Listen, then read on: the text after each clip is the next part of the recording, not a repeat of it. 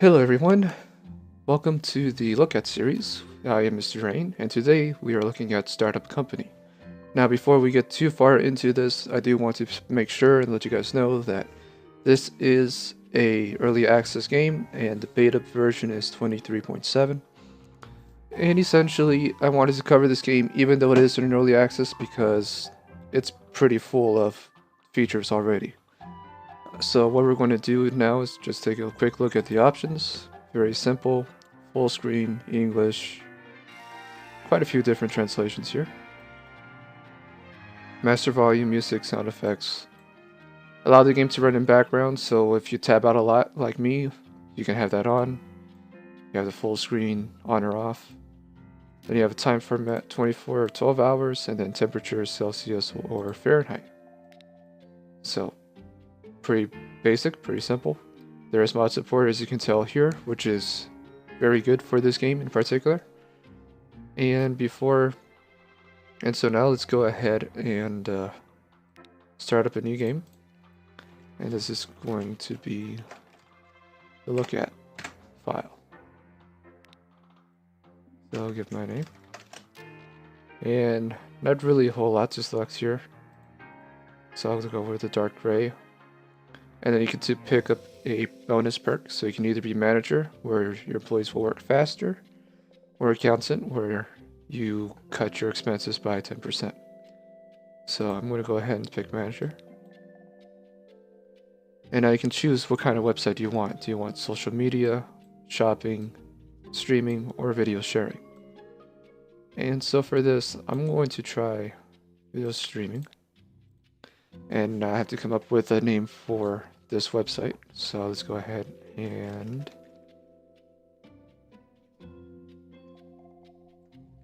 Rainstream. How about that? And so you have investor or bootstrapping. And investor gives you milestones, so you're making money throughout your play. You're getting these little bonuses and target shares. Or you can just go ahead and bootstrap, which is start your company with no investor, but instead loan the money directly from the bank. And of course, this is the harder difficulty where you have to build everything up yourself. So for the sake of this video, we're going to look into investor mode. And we got this string of buildings to look at. And we're going to have to start off by getting a small building, which is this one over here. And we're already getting money for buying the office. And now we want to get a beginner desk. And put this here. And so before we keep going, I do want to say this game is very reminiscent to me of Game Dev Tycoon and another one you may not have heard of called Mad Games Tycoon, which is much more similar to that than Game Dev Tycoon. So we could go here, and then I can click on it and put myself at the desk. Made another objective completed. So now I have to hire a designer and a developer. So let's go ahead and start that and hit play. And while this is going on, my website is not making any money. I don't have any features. The hosting is, very basic.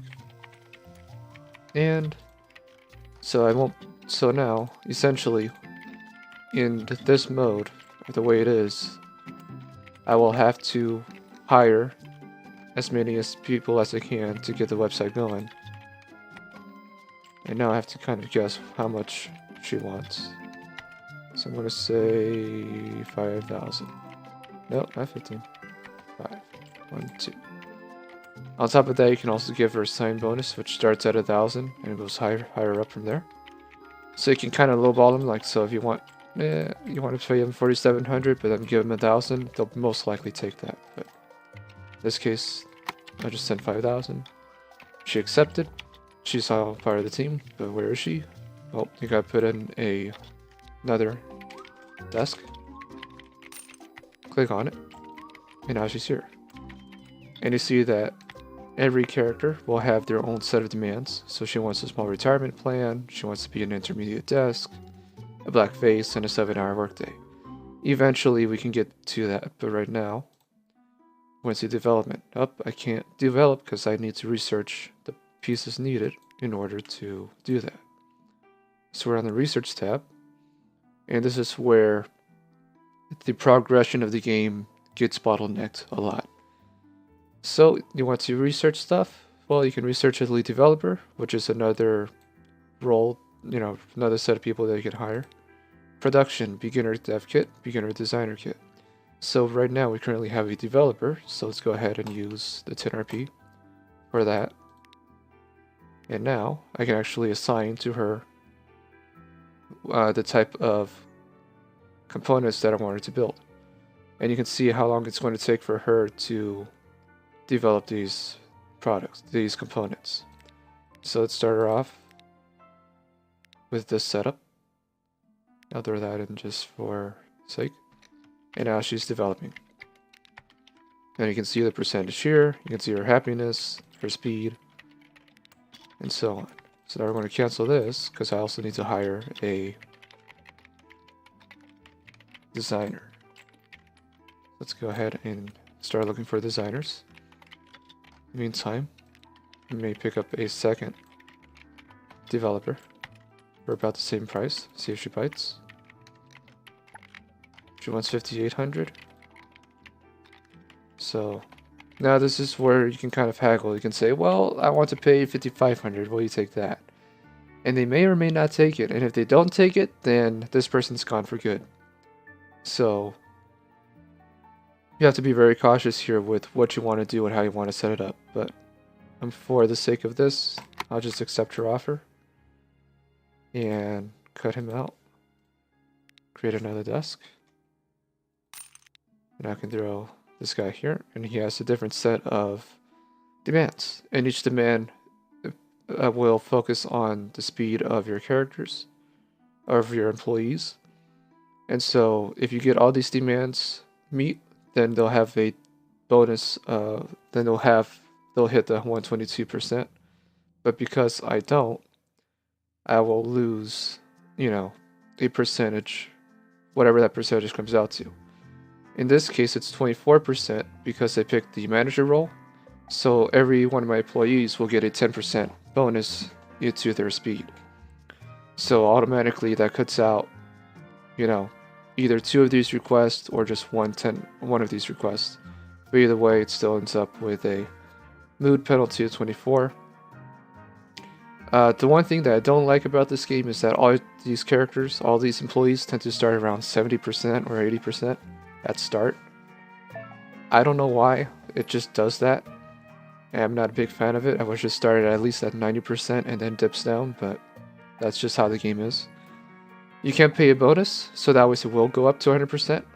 The lower their mood is, the more you would have to pay. Or you can send them off to a 1-day or 3-day vacation.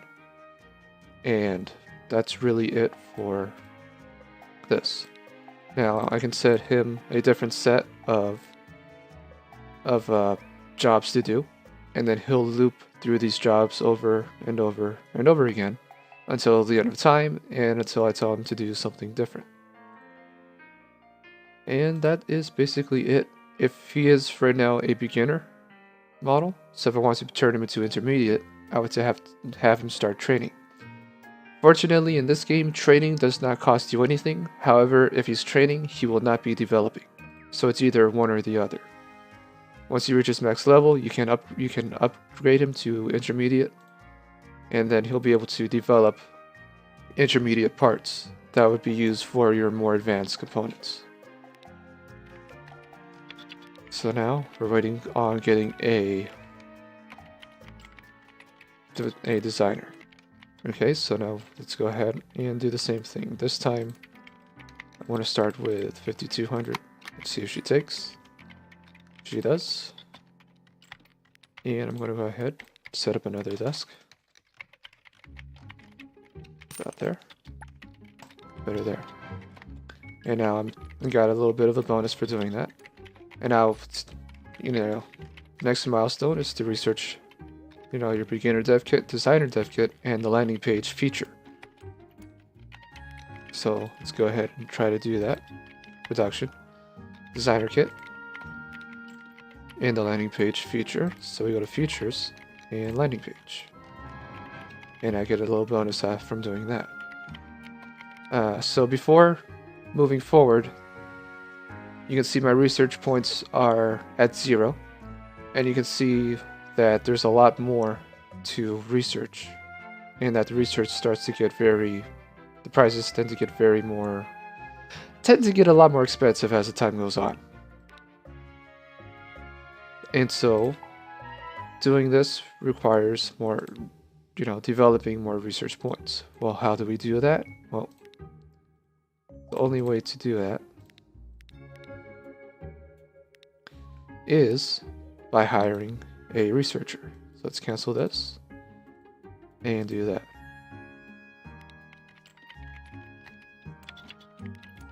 Then I'm going to also hire Nicholas here for 5,700. See if he bites. He does. Back, you don't need her. Set up another desk. And boom.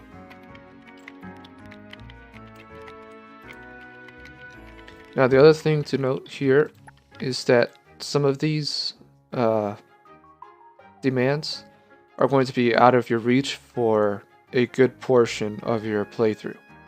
So for example, the whiteboard, if you were to get it, it's not in your first pack.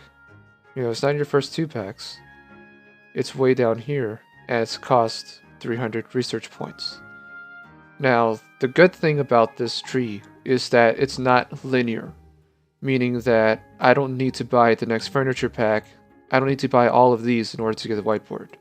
I can just wait, get the 300 points, and unlock this before unlocking anything else. And the same goes for any of these other categories. So that is a good plus because I can actually design, whatever strategy I want to implement, my way. And not have to worry about working on a linear path. So now they're developing, they're getting these parts. And same over here. And so we got our first feature, which would be our landing page. And you see these are the different types of features. These are the base features, which will more often than not have a positive effect over your team, over your community. And then you have revenue features, which will typically have a negative impact. So let's go ahead and open and launch our landing page. It's at level 0, so we want to upgrade it. And then this shows you the parts that you would need in order to upgrade it, and the effect it would have upon upgrading. And so upgrading this would give me the potential users up to 2,500. So one thing this game does in order to kind of force you to constantly grow and level up your features is that you will have registered users and potential users. And your registered users will be capped to whatever levels your features are. So in this case, once I get the part needed to get the potential users of 2,500, that means I can only have as much as 2,500 people registered onto the website. And in order to grow that number and to make that number bigger, I would have to continuously grow and use these components to level up the features to allow more people to subscribe and register to the website. So right now, I just have to sit here and wait for my developers to start working on that. And in the meantime, I'm going to head and hire a few researchers. See if he buys from this. He wants 6,100. I'm just going to go ahead and take it.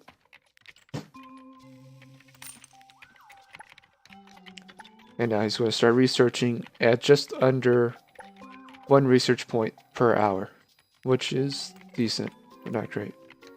I'm going to go ahead and do the same for him. And since we kind of have a good idea of what this guy wants, I'm going to go ahead and guess 5,900, and he'll accept that. Don't need you. go ahead and hire the next person. And he'll start working at 0.74 research points per hour. So he's going to be slower than him, but I can train him so he'll be just as fast. And that is essentially the base of the game. You do this over and over again, you hire more people, and over time you'll start growing your website in a way where it will become profitable. So how do you do that?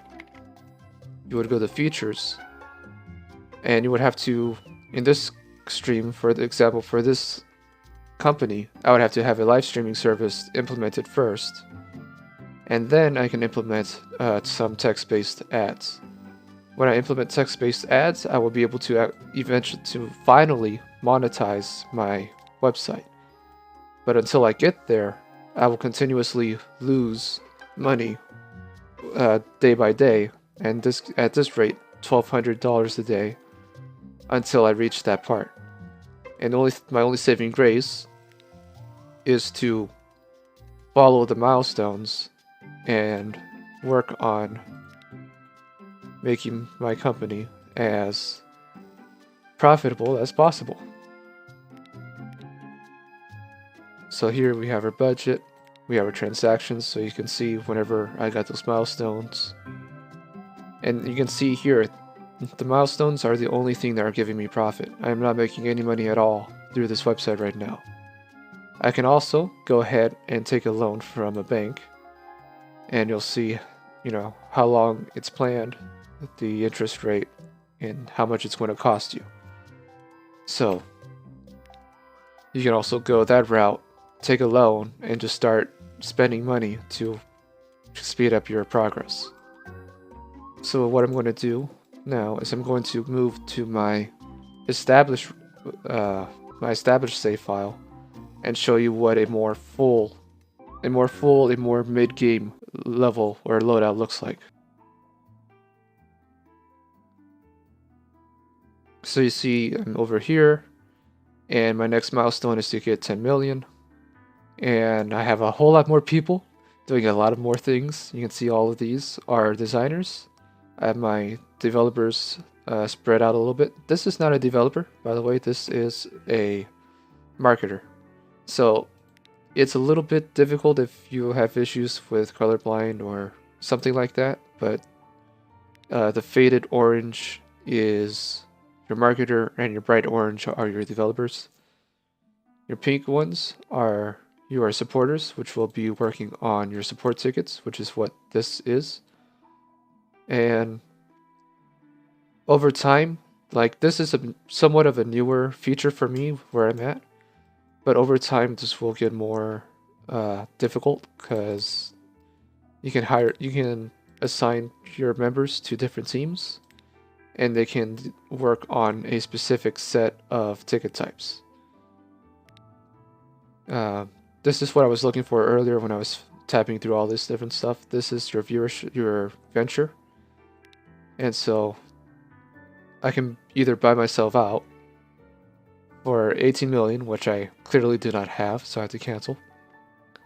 Or I can also look at different investment offers to see if I want to take them. And these are my milestones, which you can see are what I've been going through, what my progression has been. And so I'm on the last set of milestones, and this one is 10 million. Acquire one competitor, become top 3, and become the best. This is marketing. This is where you would be creating your marketing advertisements in order to obtain more registered users. And this is hosting. So now I'm going to talk about hosting and server building. This is a really unique part of the game and one that really sets it out from other office building or office business tycoon games. So starting off at the very base, I have these two people who are my system admins, and they are researching these components. And these first 3 are your basic components, which take a very quick amount of time to develop. And these are your more complex ones for your bigger servers. And so I have this character, this employee working on the basic ones, while I have this employee working on the complex ones. And so in doing so, I can build servers. And so this is my little server room that I have right now. And the game does not worry about airflow. All it worries about is having enough fans and air conditioners within the building in order to fluctuate air. It does not care how the fans are facing. It does not care how the servers are facing. It's essentially just, do you have enough fans to cool down the room, and do you have enough servers to provide access to your, to the throughput or the access needed for your users. So we're going to look at the tall rack. And I have two components here, two servers here that I do not have configured yet. So I would go here. If I want to configure them, this is the price. I would need 4 of these 3 parts, and I would need 2 of these parts. I would need all 1, 2, 3. I would need all 5 of these parts.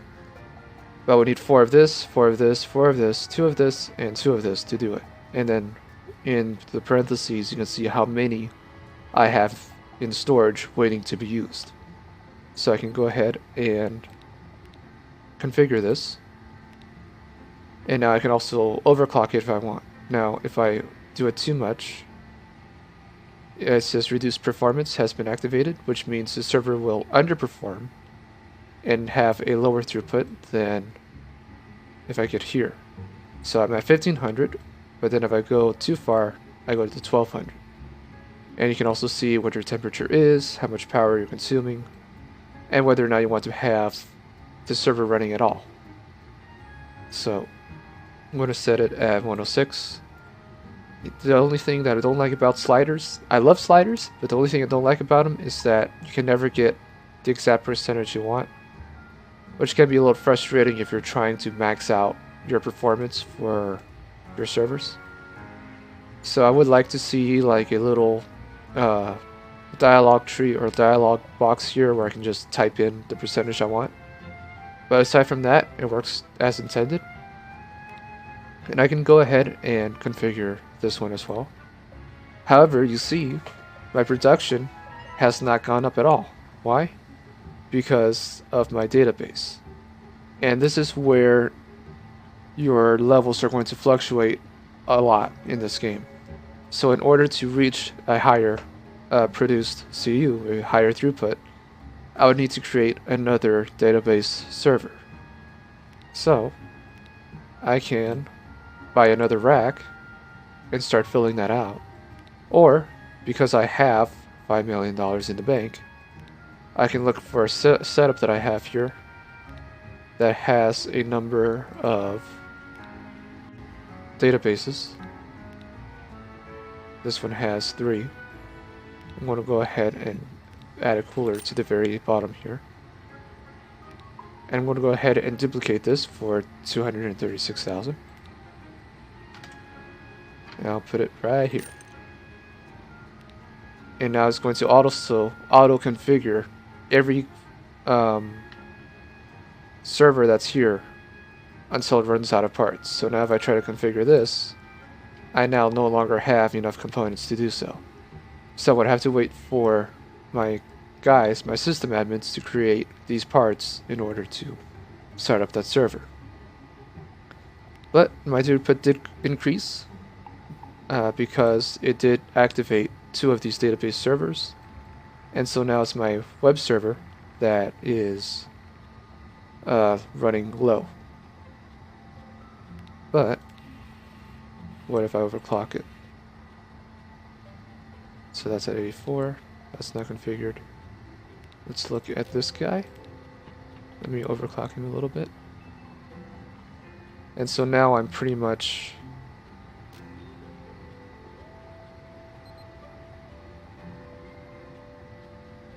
right now that's basically maximum throughput that I can get. And I can keep playing with these numbers over and over.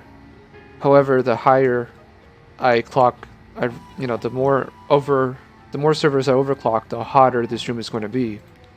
So eventually I will either have to, bring these back to 100% or put in another AC unit. And that's how servers work. The other thing that you can do is that you can use your parts to buy these cloud servers, and you can see how much throughput they'll give you per each instance, and how much it's going to cost you per day. So it's all up to you as to how much you want to invest on your own servers and how much you want to invest on cloud servers. And of course, having your own servers is a lot more manageable than having to rely on cloud servers. The other thing is that you'll see there's a response time of 33 milliseconds. And the only way to lower that response time is by going to your features. And so you can see here I have 5 features enabled. Landing page, video functionality. For clarification, this is a video hosting site, so like YouTube, for example, where this video is being hosted. This is essentially a website I'm building that's just like YouTube in this game. So I have a landing page, I have a video functionality, I have a sharing functionality, and a video editor, as well as text-based ads. So, if I were to go to here, I have a level increase and an efficiency increase. And so a level increase will mean that I get to allow more users to register, which will allow my website to grow, or I can use these parts to help the efficiency. So instead of being 0.76% per user, it's 0.74% per user.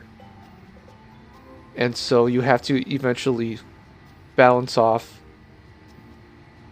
the level of your feature with the efficiency of it.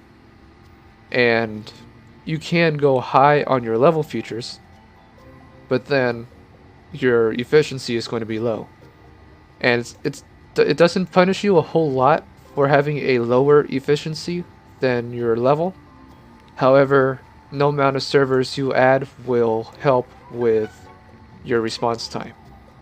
It seems to rely a lot more on the efficiency of your product, the efficiency of your features. So this one, for example, is a bit of a bigger stretch because this is level 77, and right now I'm only at 17%, and this is costing 1.18% per user. So this is a big, resource hog for my servers. And it's the same thing over here with my sharing feature. Level 61, and I'm only at 4 and 5%, so 1.17 or 1.16. So you have to do a balancing act between, leveling up your features and making sure they're not destroying your servers. And that is basically how this game runs. The other thing is that what I can show you now is how you make money. And because I have text-based ads, you can see this is the requirement, 11 million impressions, and this is the CPM, which is 4.93. And upon doing so, I can look at here, and I'm making this much money per day. I'm making $64,000 per day and just shy of $2 million per month. And what I can do is I can have more than one contract going at a time. And so I have 2 text-based ads going. And if I'm going to go here to features and to text-based ads and configure it, you can see these are the 2 time slots that I have, and they're both 12-hour long time slots. So you can decide whether you want to have a single time slot for 24 hours, which I kind of recommend for early game, and then splitting it off into 2 12-hour time slots. Or you can do whatever you want. You can have, you can have 3-hour time slots, 5-hour time slots. It's very adjustable to however you want the game to be. However, I do feel in early game, and even where I'm at, I'm better off with just 1 or 2 time slots. And the game, like here, if I wanted to create a 3rd instance, I will not be able to, because it would conflict with my existing slots. I feel this is kind of a flaw of the game. I feel that I should be able to bank a number of different time slots and simply not be able to use them until I delete or I clear out these 2 slots in particular, and then be able to interchange whatever time slots I want, as time goes by. Because essentially the way the game works is that if I wanted to change any of this, I would have to sacrifice a day's worth of profit. So if I deleted this, I would lose the contract. I would lose whatever money I would be gaining from this contract, and then I would have to reconfigure. Then I can get to reconfigure another time slot. So it's kind of too linear in this case, because it's trying to say, okay, well, you have 2 12-hour slots, so that means you can't create any more. But what if I wanted to create a 6-hour time slot? I can't do that. I would have to wait for one of these contracts to expire, delete the time slot, and then create 2 6-hour time slots. So it's a balancing act that could be done a lot better just by simply allowing me to create additional time slots that I simply can't use until these 2 are completed. Going back to here, I also have an auto renew feature, so I can allow this to keep going for the end of time. But since I am hitting around 12 million and I have that set to not auto renew, I can go here and I have it offer for 11 million at 4.3. Now, why would I go for that one if this is at 11 for 4.9? Well, that's because if I were to negotiate 11 million for 10 days, that puts me at 4.73, and then I can negotiate it up to 4.93. So which is essentially the same thing here. So it's not really an advantage, but you can see that there is a difference between those 2 contracts. You can see like the kind of thinking you would have to go through. It's like, okay, so the base is 4.3, but if I stretch the contract out for 10 days, it goes to 4.73, and then I may be able to negotiate this contract to 4.93. So it's a cool feature that they have here. I'm glad it's in it, and I really enjoy fiddling with the numbers. This one is the same ordeal. I'm hitting 6.7 million, and I'm trying to look for more contracts to fill that role. So I have a 7.3 for $4, and that would be the one to take over this contract eventually.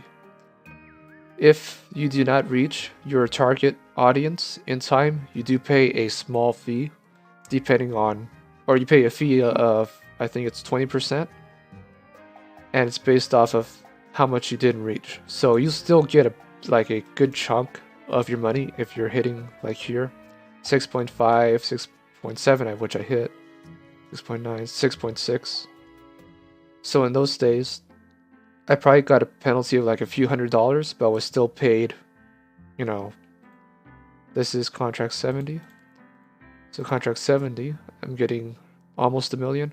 So I still got like $900 out of the whole ordeal, or 800 and change over the whole deal. So you can take contracts that are just slightly above your pay grade and still come out with a profit.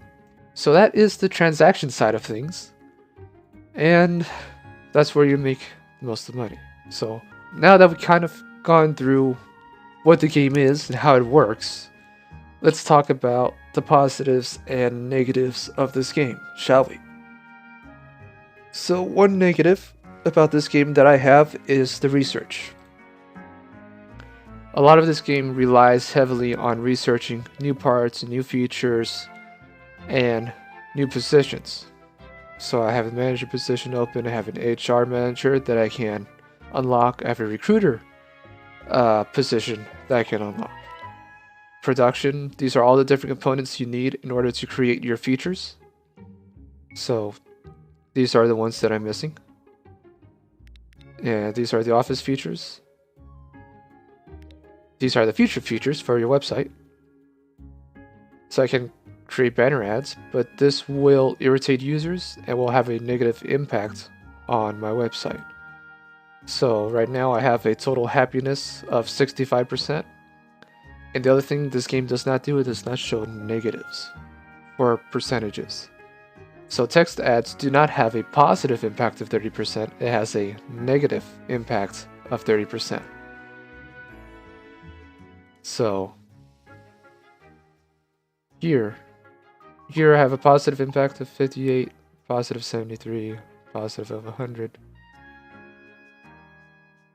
and a negative of 30%. And because of the negativity of the text-based ads, I get a total of 65, which is above average. I have this video editor feature that I do not have enabled because it's level 0, and I want to upgrade it high enough so that it will have a positive effect rather than a negative effect over my website. But the good and the bad. So one of the bad things is researching. You're continuously having to research points. And again, researching only comes from your researchers. They do not come from any of your other employees. They do not come from any contracts or from anything else. Strictly from your researching employees. And the other thing to show here is I have a second floor with a few people. I just started this floor, so it's kind of barren right now. And that really does slow down progress a lot, I feel. Because you have to do a balancing act between, okay, what's more important? Do I need an intermediate dev kit, or do I need, a furniture pack 5 with more desks? Or do I need a new feature? Or do I need a better framework to be able to host that feature? As you see here, this one hosts 3 features, the one I'm currently using hosts 6. Or do I need to have better hosting equipment for my servers? So a larger rack, better air conditioners, and a clock rate controller, which I assume will work for better managing your clock speeds and overclocking procedures. Do I need a better server packs? So these are your higher powered servers. So it's a big balancing act between what do you need now versus what do you want now. And it kind of limits what you can and cannot do. It's not a bad thing. I just feel that researching should be a little easier. I'm not sure, because again, I'm making a lot of money per month, so I can hire a room full of researchers if I really wanted to and get that out of the way. So you can kind of break the game if you wanted to on that front. The other thing that I don't like is that this is my lead developer, and these are my more complex parts that require at least 2 elements in order to, like 2 other smaller components in order to create this bigger component. And so in this, I need 2 UI elements and 1 wireframe. The UI elements come from my designers, which I have 19 of, and so does my wireframe. And so long as I have enough designers creating those 2 parts, I will be able to create this interface module. And then it does the same thing where each part requires a different type of components, or a different set of components. Some are cheaper than others, but then this one, the front end, is kind of expensive because it requires this component as well as the UI element that the designers are developing. So it's a balancing act between supply and demand, and having your level 1 designers and level 1 developers working hard on those level 1 parts so that they can be used in these level 1 lead developer products, lead developer components. And you're essentially doing that throughout this entire game, just making sure that you have enough parts needed in order to create your next module. And then you use those modules to upgrade your features. So this is a front end and a video playback, which are both developed by lead developers. So there's my front end and there's my video playback module.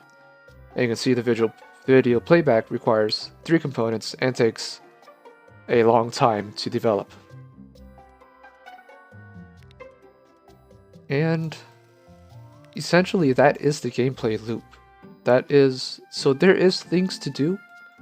There are things to do. You have to manage people's happiness, you have to manage, their consistency and speed, whether or not you want them to be intermediate or an expert developer, what they're developing, and so on. Now, the other thing that I simply do not get is the manager role. And I'm not really going to show it because I should. So let me go ahead and hire a manager real quick. And you're going to see why I don't like managers so much. Managers are supposed to help increase the speed of your workers, of your employees. However, you have to assign those employees to your to your employee. You have to assign your employees to your manager. So let's go ahead, say 9200, see if he takes that. Yep. So let's go ahead and throw in a new desk and throw in a manager. Oh, throw in a manager. So you can see this is where you would pick who you want to have under your developers, right? So let's go ahead and pick these guys here. So now he's managing 5 employees. Okay, so what does this do? Well, if I go to production, this is where it gets very haywire. Okay, so I can say I want a minimum stock of 5 or 10 of these, right? And I'm assuming the way this works is that if I set whatever I want here, that then it will tell whoever is affected by these components to develop said components, so that there's always a minimum stock of 5, of 5 components per each component. Now, it's up to you if you want to automate it. I personally do not. I don't like this. I don't like how it's set up. To me, it's confusing, and I'd rather not have to deal with it. So instead, I'm just going to go ahead and have him stay on researchers, because I know there's not really a need to tell the researchers to do anything. And if my theory is correct, they do get a manager bonus of 37%. So, whereas, see, because this character is no longer assigned to the manager, she no longer has a boost speed from the manager. So, it's up to you how you want to play it. Personally, I would only use the manager for researching and not for anyone else, because I am a bit of a micromanager when it comes to games. As you can see here, this guy has a string of things he's doing. This guy has a string of things he's doing, and so on. And I have this balance in such a way where my demand is not going to be as high as my supply. So technically, in this loop that I have going on right now, I will never run out of any of my components needed in order to create the next one. So it's all how you want to play the game. I personally don't like it, but that's how it works. Modstone. So you can see here, these are the other contracts that I can take, which I'm not going to. And you can only have a maximum lead of 3. I don't know if that changes if you do go into intermediate. Apparently, beginner and intermediate for sales executives do not affect the kind of sale prices you get, but just for laughs, I want to see if it does. And she can also now research or look for another lead. Nope, she cannot. She is maxed out still. So now she can search. So you'll only have a maximum of 3 leads per employee. But now eventually we'll see whether or not that'll work. And that is this game. That is this game as a whole. And it is an interesting game. It's fun to play. It's a very fun early game because you're constantly trying to make profit. However, now I'm basically at a plateau. I'm making money. I'm not losing it. And I don't really need to improve this website any more than what it is. I can keep this website as is till the end of time. I don't need to increase it. I don't need to progress in any way, shape, or form. I'm not going to lose money, so I'm not going to go bankrupt. And the only person that I owe money to is my investor, which all she does is take a 40% cutoff. So there's really no reason for me to continue expanding this business. And this is the list of competitors. And so for video sharing, I am number 9 on the list in video sharing. In global, I am number 30 right here. And so you can see all of these websites are already established. And essentially all I'm doing is going up a leaderboard, a stagnant leaderboard. There's no rush or rhyme or reason for me to move up this leaderboard. There's no motivation for me to go any higher than where I am now. Why should I? I'm already making money. I beat in the game. I'm just a level 30, or I'm just ranked 30 on the global websites for this game. So this is essentially the trap that I feel the game has, where it could be better if all of this is constantly fluctuating and I'm getting left behind, but that's not how this game works. So because none of these other lower platforms are a threat to my website, I can just sit here till the end of time. And even if they are, I'm still making money. So why should I keep progressing, in other words?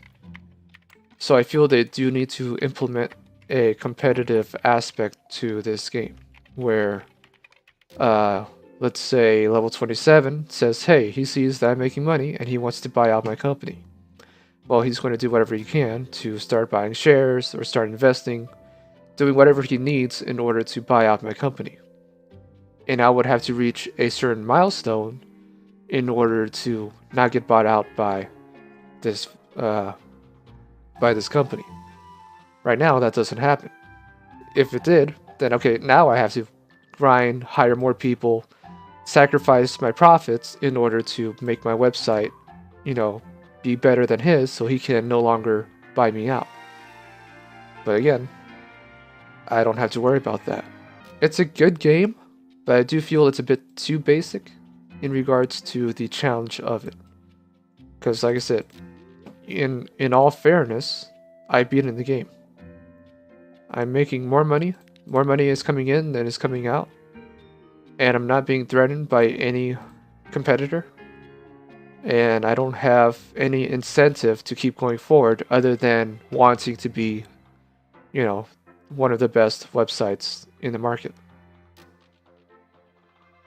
I'll do this. So this does fluctuate a little bit, but at the rate it's fluctuating, and again, why should it matter if I'm not being contested by any of these other websites? You kind of see what I'm saying, right? That there's not really a reason for me to keep going forward because I'm making money. I can just sit here till the end of time and have $1.9 million coming in every single month. That is Startup Company. It is available for $10 US or your regional equivalent.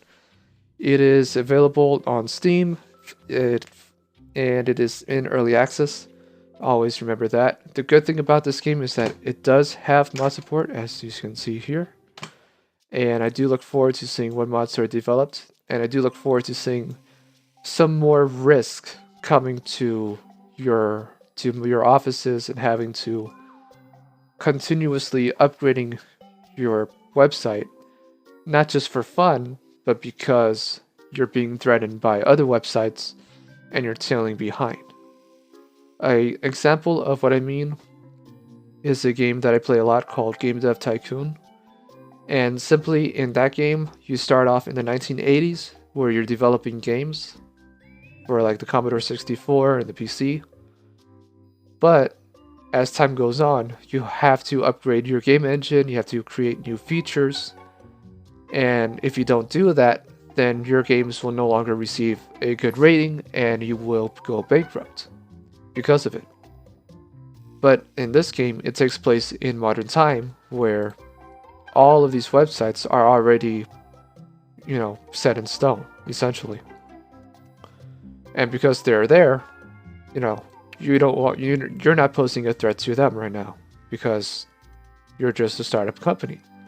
And I know, I get it, that's part of this game and that's part of the experience of this game. But again, there's no risk. There's just no risk for me playing this game right now. I can just do this, I can sit here. I don't care about being top 10. I'm making money. Why should I matter? What is the money going to do for me, in other words, right? So, there's no risk of going bankrupt with the setup that I have right now. But hopefully that will change. Hopefully, a mod or something will come across that will work on this and give you, more aggressive competitors or some sort of like side stories or side quests that say, hey, you're going to lose this character, you're going to lose people, or there's going to be conflicts of some sort that can negatively or positively impact your website. So that is it for this video. I hope you found it enjoyable. I am Mr. Rain. Thank you so much for watching. If you found this video helpful and or informative, please give this video a like. If you want to see more videos like this, please consider subscribing. So until then, I'll see you guys next time.